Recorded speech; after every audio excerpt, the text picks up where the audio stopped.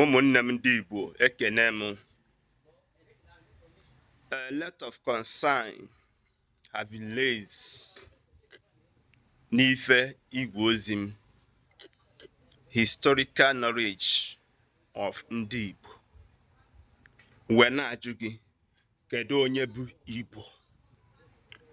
Ọtụtụ na-ekwu na ndị Igbo sitere na mba Israel wee bịa.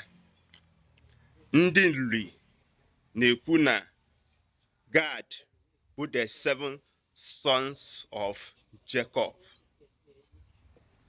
Wee na-ajụkwa gị, kedu onye bụ Igbo?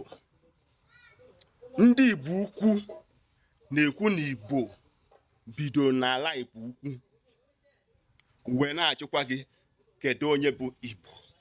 Ọ ya akawa m ka inye m ọsịsa ya na comment section.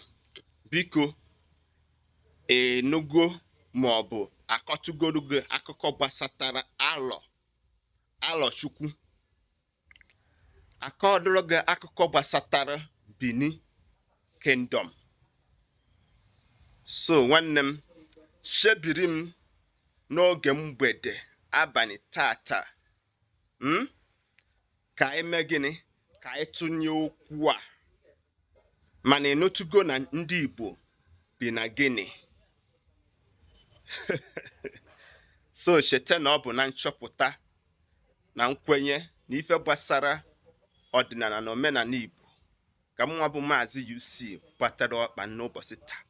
Biko kaba arụ, were aka nri tụsara m ozi a, were aka ekpe tụsara m ozi a, tinyere m ozi a na ngalaba ọbụla ị nọ na, tinyere m ozi a na any societal organization, ka ha nwee gịnị, ka ha were ntị ha gere akụkọ anyị akọ n'oge mgbede taa maka ife gbasara Igbo. Mana ajụjụ m chọrọ ịjụkwa gị, kedu onye bụ Igbo? Igbo bụ Igbo. Jee na YouTube page m ka ije kirie ife onyonyo niile m mere tinye ebe ahụ. Cheta na onye gịnị ya na-akado bụ Maazi-UC.